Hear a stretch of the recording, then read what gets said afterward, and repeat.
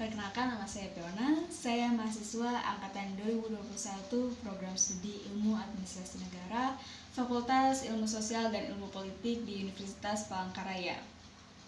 Pada kesempatan kali ini, izinkan saya membahas mengenai fenomena budaya nepotisme di Indonesia. Budaya nepotisme bukan lagi menjadi hal yang asing di Indonesia. Fenomena budaya nepotisme ini merupakan akibat dari cara hidup yang berkembang dari sekelompok orang yang diwariskan dari generasi ke generasi mengenai kecenderungan untuk mengutamakan atau menguntungkan sanak saudara sendiri, terutama dalam pemilihan jabatan, pangkat, dan kekuasaan.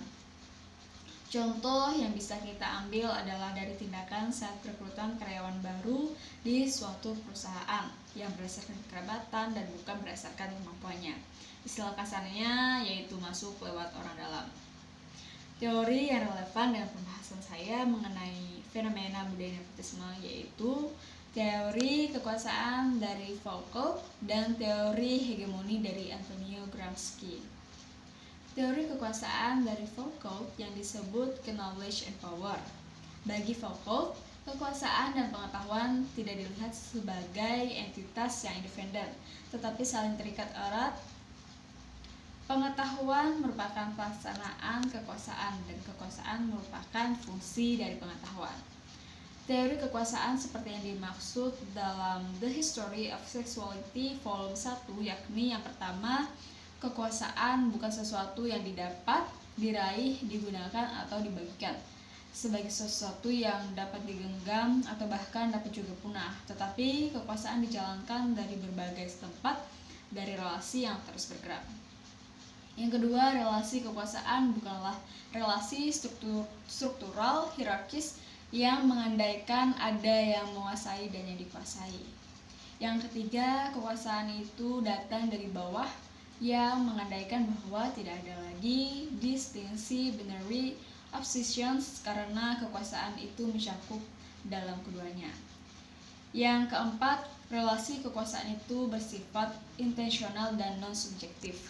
Jadi, seseorang bisa melakukan korupsi karena adanya kekuasaan. Yang kedua adalah teori hegemoni dari Antonio Gramsci, yaitu menguasai dengan kepemimpinan moral intelektual secara konsensual. Dalam konteks ini, Gramsci secara berlawanan mendudukkan hegemoni sebagai satu bentuk supremasi satu kelompok atau beberapa kelompok atas yang lainnya, dengan bentuk supremasi lain yang dinamakan dominasi, yaitu kekuasaan yang ditopang oleh kekuatan fisik. Kasus atau isu yang saya ambil berikut berkaitan dengan judul yang saya angkat, yaitu mengenai fenomena budaya nepotisme di Indonesia, yaitu kasus Bupati Ismanundar dan Ketua DPRD Encik Unguria Kutai Timur yang berstatus suami istri melakukan tindak korupsi dari proyek Pemkab berdasarkan relasi kekeluargaan yang disebut oleh KPK sebagai nepotisme.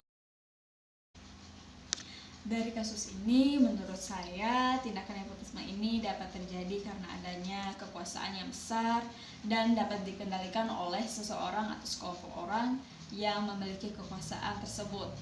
Seperti pada kasus ini, Ismanundar dan Encik Unguria yang berstatus suami istri memiliki jabatan sebagai Bupati dan Ketua DPRD Kutai Timur yang memiliki kekuasaan, dan tidak hanya kekuasaan saja, namun akan disempurnakan dengan pengetahuan atau ilmu dan relasi yang mendukung untuk digunakan dalam melakukan tindakan nepotisme. Jadi nepotisme ini menurut saya baru dapat dilakukan karena adanya kekuasaan, relasi, dan pengetahuan atau ilmu yang digunakan untuk melakukan tindakan nepotisme. Jadi kesimpulan yang dapat saya ambil adalah sebuah kekuasaan dapat menyebabkan terjadinya tindakan nepotisme apabila kekuasaan tersebut tidak dibatasi, disalahgunakan, tidak dilakukan pengawasan untuk memperkaya diri dan untuk mempertahankan jabatan. Maka kekuasaan pada sistem pemerintahan dapat menjadi wadah untuk melakukan tindakan nepotisme.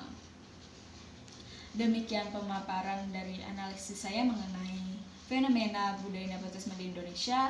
Semoga dapat menjadi informasi yang baru dan berguna bagi teman-teman sekalian. Sekian dan terima kasih.